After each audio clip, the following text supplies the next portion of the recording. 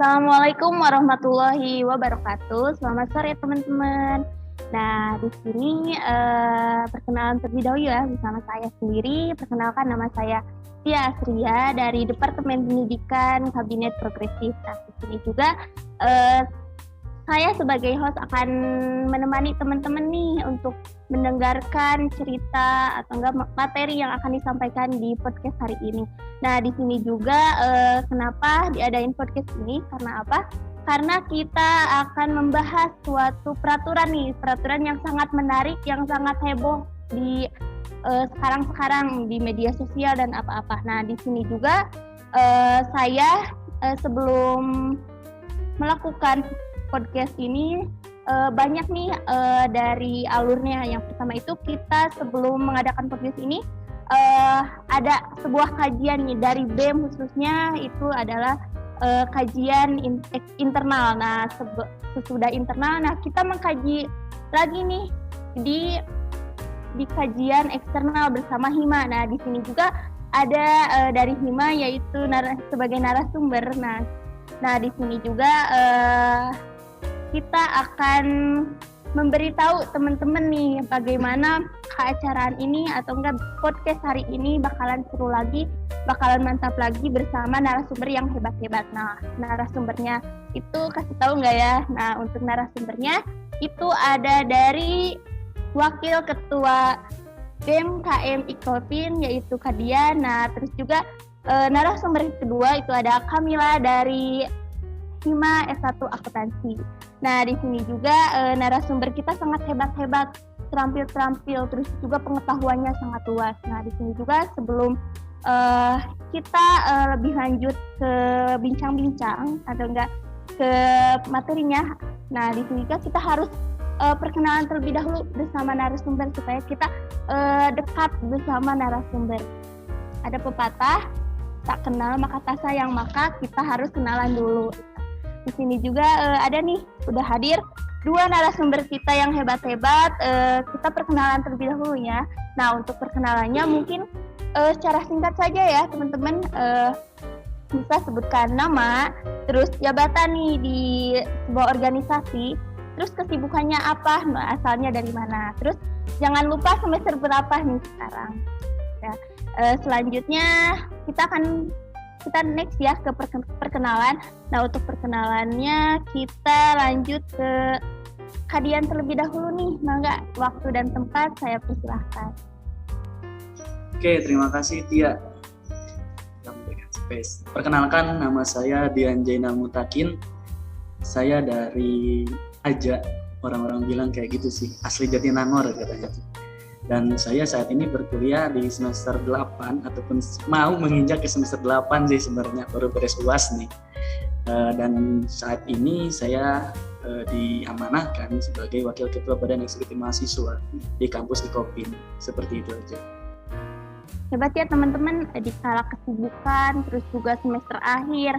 Nah, sedang sibuk-sibuknya menjadi jabatannya di Wakil Ketua BEM KM Ikopin. Nah, mungkin buat inspirasi nih teman-teman supaya teman-teman bisa lebih semangat lagi dalam berorganisasi, akademik maupun apa.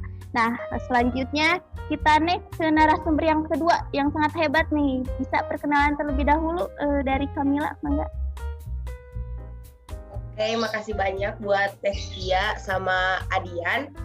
Kenalin ya, nama aku Kamila Putri Lestari dari kelas 3A Akuntansi angkatan 2020. Untuk rumah aku di Tomo, di Sumedang juga, cuman perbatasan.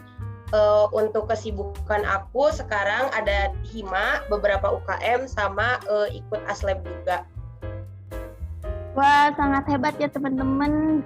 Dari semester 3 aja udah sangat sibuk ya menjadi asisten dosen nih. Lab apa nih kira-kira, pengen tahu? Lab akuntansi teh. Wah, sangat hebat ya teman-teman. Nih semoga teman-teman yang mendengarkan bisa lebih tergugah nih hatinya, bisa lebih, wah aku pengen nih jadi kakak ini. Nah teman-teman, udah dulu mungkin perkenalannya, mungkin kita next apa sih yang mau kita bahas hari ini. Nah, untuk pembahasannya itu ada apa ya? Coba tebak. Nah, mungkin pembahasannya lebih ke peraturan Permendikbud nomor 30 tahun 2021. Itu mengacu tentang ke PPSK. Ya. Selanjutnya kita ditemani oleh dua narasumber yang hebat. Nah, mungkin saya sedikit nih ingin mengetahui nih dari narasumber kita. Yang pertama nih dari Kadian terlebih dahulu nih. Nah, yang pertama itu mungkin apa sih Permendikbud nomor 30 tahun 2021 yang kakak tahu nih bisa diceritakan ke teman-teman pendengar podcast hari ini? Oke, terima kasih Tia. Yang saya ketahui ya mengenai Permendikbud nomor 30 tahun 2021 ini adanya karena ada kegaduhan atau dilematis dari para korban yang menjadi pelecehan seksual, terkhusus di kalangan mahasiswa di perguruan tinggi. Nah, ini yang sangat ditekankan ya kepada Kementerian Pendidikan dan Kebudayaan dari Bapak Nadiem Makarim ini mengeluarkan suatu kebijakan, yaitu Permendikbud yang mengatur terkait pencegahan dan penanganan kekerasan seksual di perguruan tinggi. Seperti itu. Mungkin sangat bagus ya dengan adanya ini buat teman-teman yang mendengarkan supaya bisa lebih mengetahui lagi gitu. Terus juga kita next ke Kamila nih, pengen tahu bagaimana sih pengetahuannya tentang Permendikbud nomor 30 tahun 2001 itu bagaimana, pendapat sendiri aja gimana? Iya, kalau dari aku juga nggak jauh beda ya sama yang tadi dijelasin sama Adian. Setahu aku tentang Permendikbud nomor 30 tahun 2021 ini tentang mencegah dan kayak kekerasan seksual gitu di lingkungan kampus kayak gitu teh. Mungkin lebih ke melindungi ya teman-teman garis bawahnya. Nah, mungkin mau nanya nih ke Kakak Kamila nih. Nah, mungkin apa sih harapannya setelah adanya Permendikbud disahkan serta mau dijalankan nih sama kementeriannya agar kita bisa melindungi nih, apa sih harapannya ke depannya adanya Permendikbud ini? Untuk dari aku sendiri, harapan adanya Permendikbud nomor 30 ini, pertama-tama aku bersyukur gitu ya teh, ada Permendikbud kayak gini, meskipun beberapa ada polemik gitu tentang isi dari Permendikbud ini, tapi aku sangat bersyukur apalagi kita gitu ya, sebagai perempuan kayak lebih dilindungi dan lebih terjaga gitu di lingkungan sekolah, karena nggak menutup kemungkinan gitu lingkungan sekolah pun bisa gitu kayak ada pelecehan seksual, kayak ada kekerasan seksual seperti itu. Kalau dari aku harapannya sih semoga dengan adanya Permendikbud ini mudah-mudahan gitu ya kekerasan seksual di lingkungan kampus khususnya lebih menipis gitu, lebih jadi untuk pelaku sendiri lebih takut kayak gitu teh. Sangat bagus ya, mungkin kita sama-sama perempuan nih Kak, kita dengan adanya permen ini kita terasa terlindungi gitu ya, apalagi mau tingkatan universitas yang sangat luasa gitu ya, bebas gitu ya. Nah, dengan adanya Permendikbud ini kita sangat terjaga sebagai perempuan. Nah, terus juga boleh nih dari Kak Dia nih diem-diem terus, boleh langsung aja nih kalau ada pendapat atau apa boleh langsung di unmute.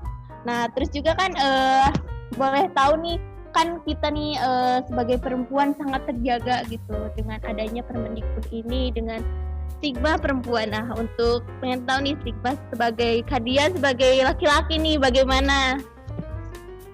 Oke, ya dari saya juga sebenarnya merasa terjaga sebagai kaum laki-laki ya.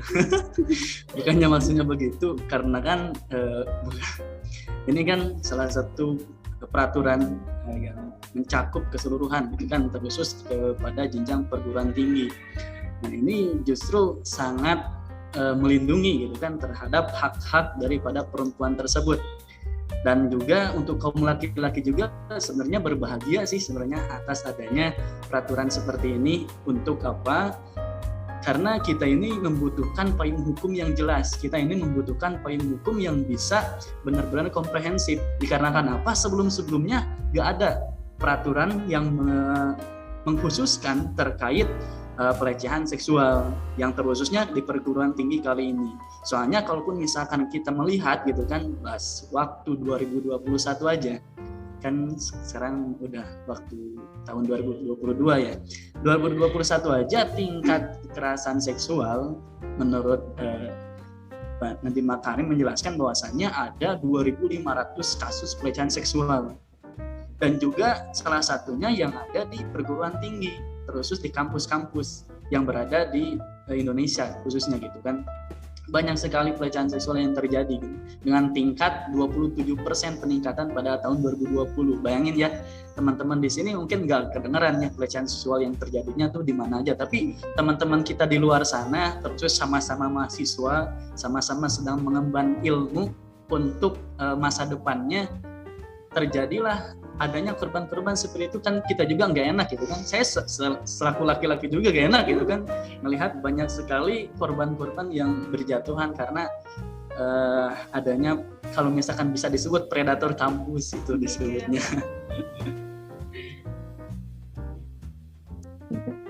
Nah, sangat bagus ya teman-teman. Di sisi lain nih perempuan sangat terjaga. Nah di sisi lain juga sebagai laki-laki sangat terjaga sekali gitu dengan adanya Permendikbud ini. Nah terus juga mungkin ditarik nih dengan sisi lain kita sebagai perempuan dan sisi lain sebagai kita laki-laki. Ini juga sangat disetujui nih, alasannya juga konkret gitu. Nah mungkin di sini juga teman-teman juga harus mengetahui lebih dalam lagi nih tentang peraturan Permendikbud nomor 3021 itu adanya sebuah kejanggalan, adanya sebuah kegelisahan gitu yang menyangkut banyaknya stigma negatif dan positif terhadap mahasiswa kepada peraturan ini. Nah apalagi adanya di BEM-ESI yang mengeluarkan dari pasal 5 nih yang banyak ditantang, terus juga banyak diminta revisi kembali nih oleh mahasiswa supaya lebih kumulatif atau enggak lebih jelas nih. Nah mungkin narasumber kita bisa nih menjawab hal itu. Nah mungkin boleh nih pandangan atau stigma teman-teman dari narasumber kita, dari Kadian terlebih dahulu. Oke. Mendengar bahwasannya banyak sekali stigma-stigma mengenai Permendikbud nomor 30 tahun 2021 ini, terutama di pasal 5, baik itu di poin 2 dan seterusnya gitu kan. Dan ini menyebabkan banyak sekali paradigma-paradigma lain juga muncul gitu kan. Yang saya ketahui bahwasannya banyak sekali paradigma yang muncul dikarenakan ada salah satu frasa yang menyebutkan bahwasannya korban ini akan ditindaklanjuti ataupun ada beberapa pelanggaran bila mana ada persetujuan dari korban. Nah ini tindak lanjutnya akan ada bila mana ada persetujuan dari korban gitu kan. Nah itu sih yang jadi perasaan, yang jadi paradigma luasnya gitu kan, tanpa ada persetujuan korban. 3 kata tersebut mengundang banyak sekali perdebatan gitu kan, terkhusus di kaum, misalkan di kalangan para ulama, yang terkhusus di dunia religi gitu kan, dunia keagamaan, banyak sekali yang memperdebatkan hal tersebut dikarenakan frasa ini mengandung makna luas gitu kan, atau mengandung makna yang tidak secara mendetail gitu kan. Bila mana ada suatu pelecehan tapi itu disetujui oleh korban, nah ini yang jadi pertanyaan. Dan juga bila mana pelecehan tanpa persetujuan korban, ini juga jadi pertanyaan gitu kan. Nah yang seharusnya gitu kan, yang saya harapkan dari frasa-frasa tersebut yang masih multitafsir ini dapat dibenarkan kembali ataupun dapat direvisi kembali gitu kan. Banyak sekali kalangan-kalangan yang berpendapat harusnya ada revisi terkait frasa tanpa ada persetujuan korban tersebut. Ini menguatkan juga gitu kan terhadap beberapa kalangan, dan juga mungkin dari kementerian, terkhusus Kementerian Pendidikan dan Kebudayaan penerima, tapi memiliki maksud dan tujuan tertentu, dikarenakan yang saya ketahui gitu kan ada 2 tindakan. Yang pertama pelecehan seksual, yang kedua tindakan asusila. Nah ini sama-sama dicegah, seharusnya sama-sama dicegah, sama-sama dilarang juga, seperti itu.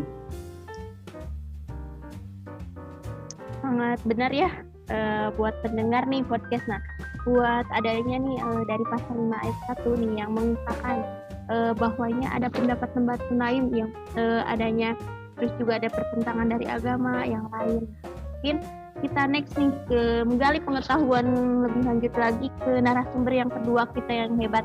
Nah, boleh nih dari Kak Kamila, boleh mengungkapkan pendapatnya. Boleh, Mangga? Iya, makasih. Iya, mungkin sama ya, nggak jauh berbeda sama yang diobrolin sama Kadian tadi. Tentang di pasal 5 itu, di ayat 2, di huruf, kalau nggak salah di FGH, tentang tanpa persetujuan korban. Apalagi kan maksudnya di sini kayak kita tuh beragama gitu, khususnya pasti semua agama juga melarang gitu, apalagi yang kan berarti di sini maksudnya tuh kayak kalau suka sama suka nggak apa-apa, sedangkan di agama kita sendiri dilarang gitu, walau suka sama suka, soalnya masuknya ke zina gitu. Jadi dengan adanya kata-kata ini jadi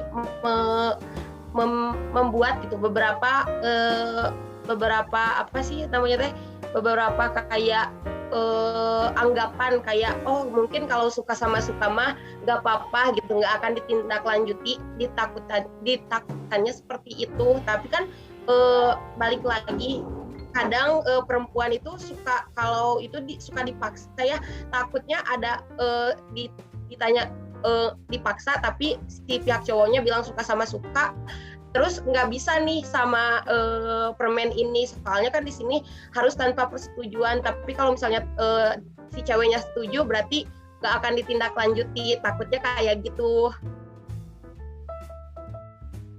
Iya bener ya, takutnya ada yang menyalahgunakan ya diksi dari permen ini. Nah mungkin mau nanya nih, kan adanya pertentangan dalam pasal 5 ayat 1. Nah boleh nih tahu dari narasumber kita bagaimana sih solusi yang tepat bagi mengatasi kegaduhan ini nih dari pasal ini. Boleh nih dari Kamila terlebih dahulu. Oke, menurut aku sih sebenarnya buat Permendikbud ini sebaiknya dikaji ulang ya, kayak buat diperbaiki gitu beberapa kata-kata yang multitafsir kayak gitu. Soalnya jika terus-terusan kayak gini nggak ada perubahan, ditakutkan yang tadi Katia bilang, ditakutkan si pihak pelaku tuh kayak lebih nggak terlalu takut kayak gitu. Soalnya sudah jelas gitu. Apalagi kan kalau misalnya cuman anggapan, misalnya nggak apa-apa kok, tapi tafsirannya sebenarnya kayak gini. Tapi kan harus ada hitam di atas putihnya gitu, biar lebih jelas gitu. Kalau hanya lewat obrolan saja, takutnya balik lagi, takutnya dipermudah gitu buat pelakunya. Jadi tetap bisa, tetap boleh kayak gitu.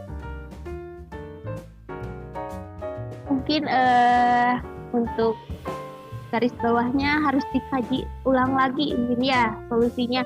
Nah mungkin boleh nih dari Kadia nih, apa sih solusi yang tepat untuk pasal 5 ayat 2 ini? Boleh? Untuk solusi, sebenarnya kita bisa sama-sama mencari ya untuk solusi yang tepat, dari mulai lembaga pemerintahan dan juga dari struktural masyarakat. Nah yang saya ingin berikan ataupun ya ada beberapa saran gitu kan. Yang pertama itu untuk pembuatan permen tersendiri kan itu melibatkan banyak pihak. Nah yang saya sarankan bila mana diadakan penindaklanjutan atau ya pembuatan atau perevisian kembali dengan memuat beberapa pihak yang ada, seperti dari pihak tokoh agama ataupun pihak dari ya pihak-pihak yang lainnya yang bisa mendukung terhadap keberlangsungan Permendikbud ini gitu kan. Dikarenakan apa? Yang menjadi persoalan itu hanya pra saja, tapi yang membuat perasa ini menjadi permasalahan karena nantinya jadi multitafsir seperti itu. Dan juga lebih baiknya gitu kan, bila mana kita kembali revisi ataupun ya dikembalikan dengan kata-kata yang emang enggak multitafsir. Contohnya bila mana pemerintah memplankan A, tetapi yang kita dengar atau yang kita simak bahwa ini masuknya ke plan B. Nah itu kan jadi multitafsir ya. Jadi banyak sekali pemikiran-pemikiran di luar sana. Nah, kita samakan aja pemikiran, samakan aja pendapat, dan samakan aja argumentasi di sana untuk Permendikbud ini gitu kan. Dan juga menampung dari semua kalangan yang ada. Seperti itu. Mungkin lebih ke melibatkan banyak pihak ya.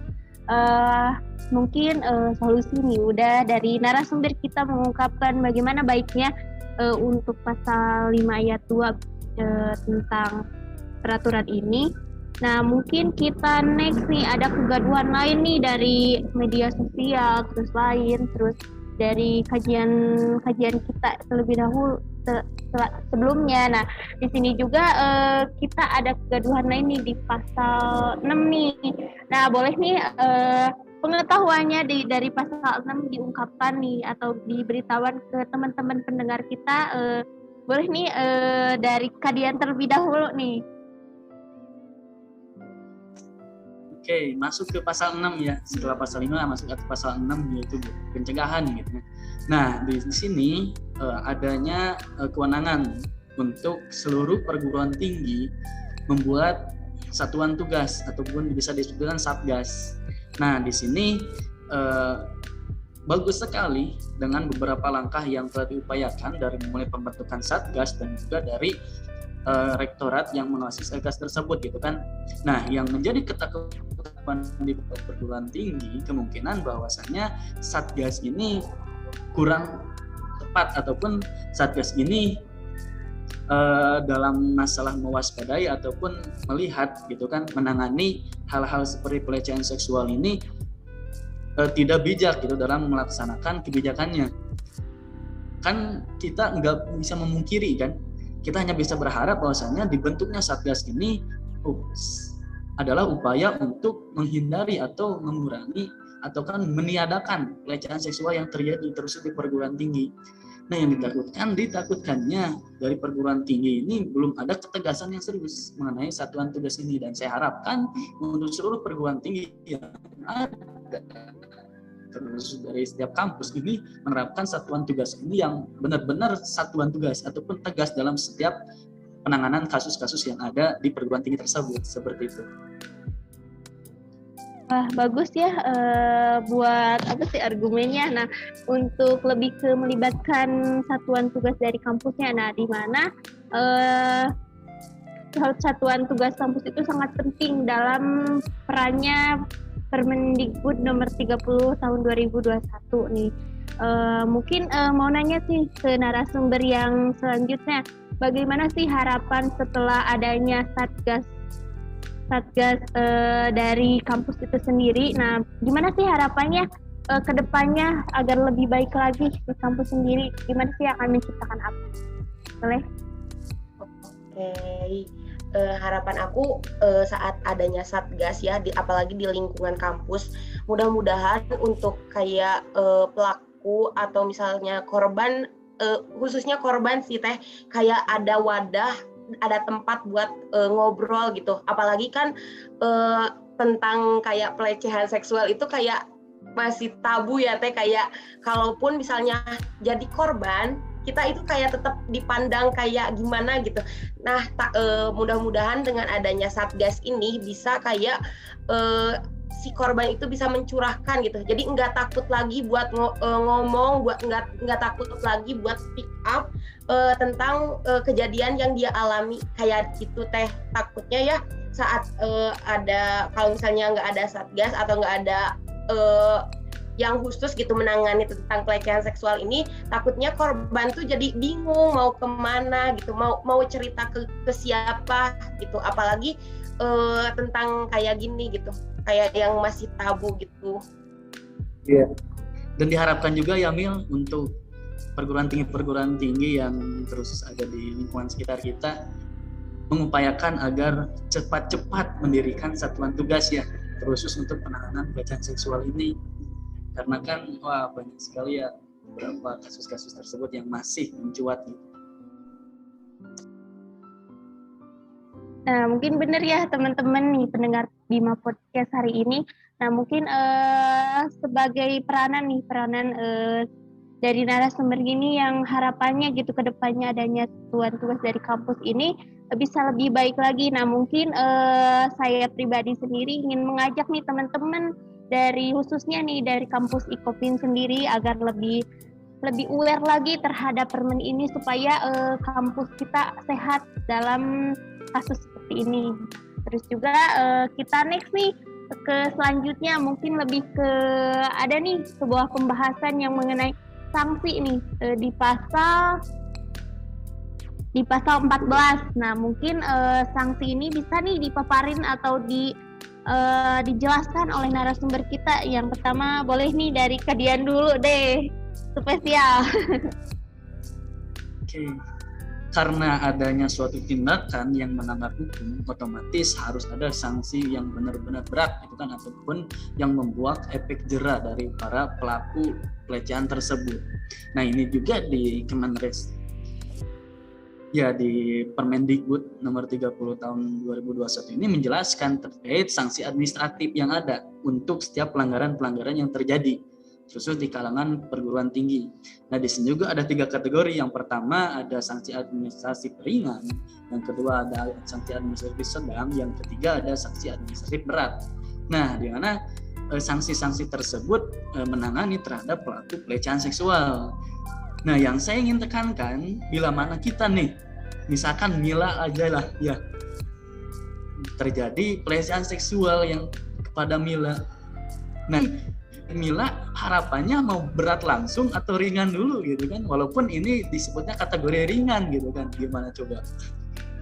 Iya, untuk sanksi ini emang agak kayak menurut aku ya kayak gimana gitu, soalnya ya kayak ada level-levelnya, sedangkan kan kita nggak tahu ya sanksi ringan itu untuk pelecehan seperti apa, untuk yang sedang itu seperti apa, dan berat itu seperti apa.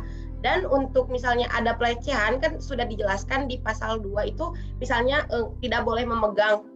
Nah, apakah ini memegang ini udah masuk misalnya ke ringan, sedangkan kan semuanya juga diawali gitu. Ada awal sama ada akhir. Masa harus ada ringan dulu, sedang dulu, berat dulu? Harusnya mah langsung gitu. Langsung satu tindakan, satu sanksi. Jadi si pelaku tuh nggak ada pemikiran kayak aku mah cuman sanksi ringan, misalnya cuman dapat skors dari kampus gitu. Nanti juga cuma 1 minggu, nanti juga udah 1 minggu bakalan hilang beritanya, terus aku bisa sekolah lagi. Jangan sampai kayak gitu. Harusnya saat ada kejadian, walaupun mau misalnya itu cuman kayak mau percobaan aja, harus udah ditindaklanjuti. Menurut aku udah kayak langsung ke berat aja gitu. Jangan sampai ada level-level kayak gini. Soalnya kalau ada level-level kayak gini, kayak ke pelakunya ditakutkannya kayak memperbundah gitu. Kayak gak apa-apa kayak gitu. Soalnya aku baca juga ya, kayak untuk administrasi ringan kayak gitu, skorsing kayak gitu, cuman kayak gitu. Sedangkan kan kalau misalnya udah ada 1 kali, kemungkinan bakalan terus kayak gitu. Menurut aku kayak gitu sih. Nah, mungkin sangat bagus ya pemaparan dari narasumber kita Kamila. Mungkin kita dengarkan lagi nih dari Kadian mungkin. Boleh? Oke, sebenarnya masih nyambung ya dengan sanksi administratif yang ada di Permendikbud ini. Saya sangat setuju sekali terhadap sanksi administratif yang ditegakkan khusus di Permendikbud. Nah, yang tadi sempat disebutkan bahwasanya kalaupun misalkan pelaku membuat suatu kesalahan kesalahan yang bisa dikatakan kesalahan itu bisa dikatakan kesalahan ringan. Tapi ini kembalikan lagi kepada satuan tugas yang dibuat di kampus tersebut. Nah, dari kita mengupayakan untuk setiap satuan tugas, karena di sana untuk pembentukan satuan tugas ini kan akan melibatkan mahasiswa dan juga tenaga dosen dan yang lainnya gitu kan dalam kampus tersebut. Nah, kita sama-sama satukan suara aja untuk setiap pelanggaran pelecehan seksual apapun itu yang ada, kita kasih sanksi-sanksi yang benar-benar membuat mereka jera gitu kan, dan tidak mengulangi hal tersebut. Malahan sempat disebutkan juga beberapa poin bahwasannya bila mana sanksi tersebut atau sanksi administrasi berat ini nantinya bisa masuk ke tindak pidana ataupun nantinya bisa orang-orang yang melakukan pelecehan seksual ini masuk penjara, dikarenakan dengan persetujuan yang dibuat gitu kan. Kan kita daripada mahasiswa menyetujui tentang adanya satgas dan juga menyetujui tentang aturan-aturan yang ada di satgas tersebut, dan kita harus saling support nih untuk saling mengawasi, untuk saling istilahnya bekerja sama dengan kampus dan juga untuk seluruh mahasiswa. Kita sama-sama dukung dan kita sama-sama jalankan gebrakan dari Permendikbud nomor 30 tahun 2021 ini. Kayak gini aja sih, kalau diibaratkan ya, kayak kita lagi di danau, kita mancing, otomatis ikannya cuma dapat 1, 2, paling ya itu juga harus menunggu beberapa jam gitu kan, sampai kita ngantuk atau gimana. Tapi kalau misalkan kita punya jaring untuk menangkap ikan, otomatis kita menangkap ikan sampai misalkan 20 ikan, 30 ikan, sampai banyak sekali ikan yang tertangkap kan. Nah, ini juga masuk ke dalam ini peraturan ataupun kebijakan. Kalaupun misalkan kebijakan kita hanya misalkan kebijakan yang setidaknya mencakup beberapa orang saja ataupun beberapa kalangan saja, ini gak bakalan efektif. Tapi kalau misalnya kebijakan kita tegas, kebijakan kita sangat cepat dan tepat, nah ini sih pasti akan memberikan efek jera dan tidak akan ada lagi kasus-kasus seperti pelecehan seksual yang terjadi di perguruan tinggi seperti itu. Sangat hebat ya teman-teman, dua narasumber ini yang dari tadi nih ngobrol sama teman-teman. Nah, mungkin kira-kira ini udah berapa menit ya teman-teman? Udah lama juga nih. Udah gak terasa. Nah, mungkin mau dilanjut gak lagi teman-teman? Nah, mungkin karena waktunya udah mepet nih, udah terlalu banyak, takutnya teman-teman bosen nih.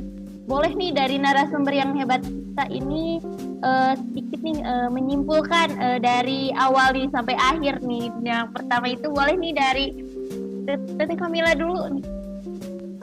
Untuk kesimpulannya mungkin untuk tentang adanya Permendikbud nomor 30 tahun 2021 ini, alhamdulillah ya, sangat baik gitu. Tetapi ada beberapa pasal yang penuh kontroversi kayak gitu, kayak pasal-pasal yang lumayan kita harus tindak lanjuti kayak gitu. Menurut aku mudah-mudahan dengan adanya permen ini kekerasan seksual khususnya di lingkungan kampus semakin menipis dan semakin enggak ada. Terus dengan adanya satgas juga mudah-mudahan semuanya kita apalagi perempuan merasa aman gitu di lingkungan kampus kayak gitu. Mungkin dari aku cukup deh. Nah, mungkin kesimpulan yang sangat hebat ya. Boleh nih kesimpulan dari Kak Dian. Mangga. Kalau dari saya sangat setuju sekali dengan adanya Permendikbud nomor 30 tahun 2021 ini. Karena kan ini sangat memadahi para keluh kesah ataupun aspirasi-aspirasi dari para mahasiswa yang menjadi korban atas pelecehan seksual yang ada gitu kan. Dan juga menurut saya pasal-pasal yang tadi sempat disebutkan kalau bila perlu direvisi dan juga di upgrade kembali gitu kan terkait Permendikbud nomor 30 tahun 2021 ini, agar setiap kalangan dapat menerima, setiap kalangan dapat mendukung Permen nomor 30 ini. Dan juga gini sih menurut saya, kampus yang baik itu adalah kampus yang terbuka dengan keluh kesah mahasiswanya dan juga menindaklanjuti apa yang menjadi keluh kesah mahasiswanya. bukan kampus yang menutup-nutupi. Banyak sekali kampus yang menutup-nutupi kan, kampus yang menutup-nutupi kesalahan ataupun menutup-nutupi karena dia nggak pengen citranya jelek di kalangan masyarakat ataupun di kalangan luar. Dan menurut saya itu adalah kampus yang bagus. Menurut saya kampus yang melindungi hak-hak dari para mahasiswanya, seperti itu, dan juga saling mendukung. Dukungan di sini bukan hanya dari mahasiswa, bukan cuma dari dosen, dan juga bukan cuma dari pekerja daripada kampus tersebut, dari ada seluruh sivitas akademika yang ada untuk setiap kebijakan. Karena gini sih, kebijakan itu dilahirkan atas adanya gebrakan ataupun atas adanya keluh kesah dari siapapun gitu kan. Dan siapa pelaksana kebijakan tersebut? Kita semua selaku orang yang berada di perguruan tinggi, seperti itu.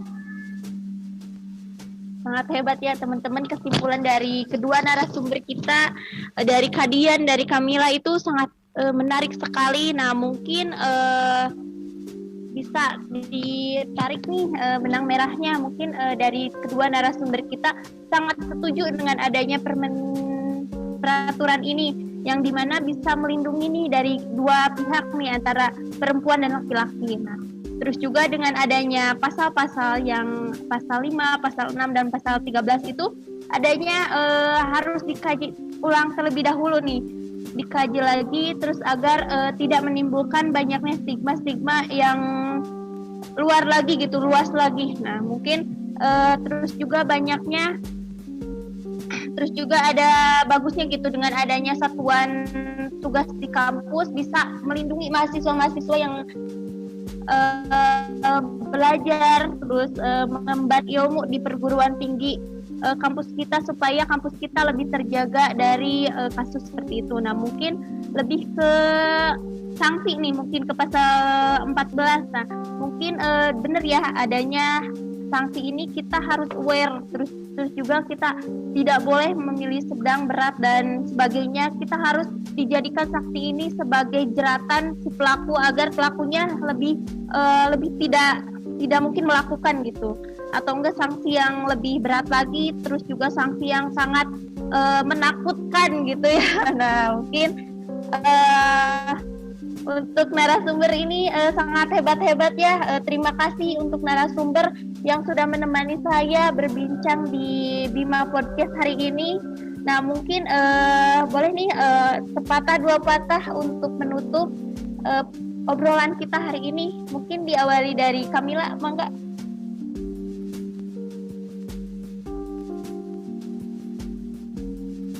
Ya mungkin dari aku, untuk misalnya yang udah jadi korban dalam yang dijelaskan di Permendikbud, jangan sungkan untuk speak up, jangan sungkan untuk nyerita, untuk ngobrol, untuk kalian itu nggak sendiri gitu, kalian itu nggak apa-apa, obrolin aja, kalian itu nggak sendiri, kalian itu ada kok, ada yang mau nanganin kok, ada yang mau megangin gitu. Jangan sampai saat adanya tindak kekerasan seksual itu kalian itu jadi down, terus jadi kayak bunuh diri atau apa. Jangan kayak gitu, apalagi dengan ada Permendikbud ini gitu. Kalian itu harus tetap semangat kayak gitu, dan jangan sungkan buat cerita gitu. Jadi biar pelakunya jera juga, dan biar lingkungan kalian juga nggak akan terus-terusan seperti itu gitu. Mungkin dari aku cukup deh.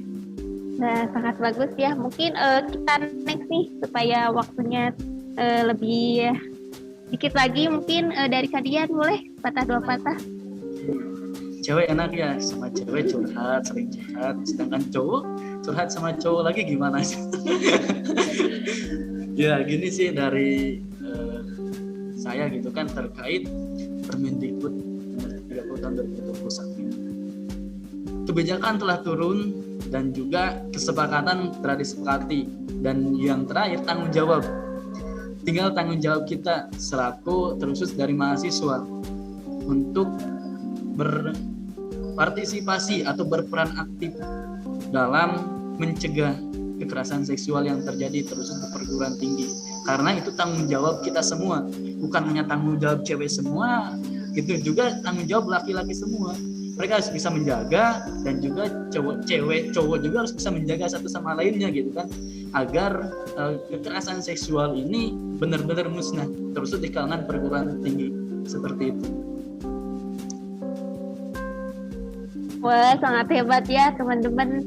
Mungkin harapan saya nih dengan adanya podcast hari ini bisa menambah wawasan nih teman-teman, terus juga bisa menambah ilmu teman-teman, juga lebih pentingnya bisa mengetahui informasi bahwa adanya peraturan Permendikbud nomor 30 tahun 2021. Boleh nih teman-teman bisa mengkaji lagi, membaca lagi supaya teman-teman juga paham ya.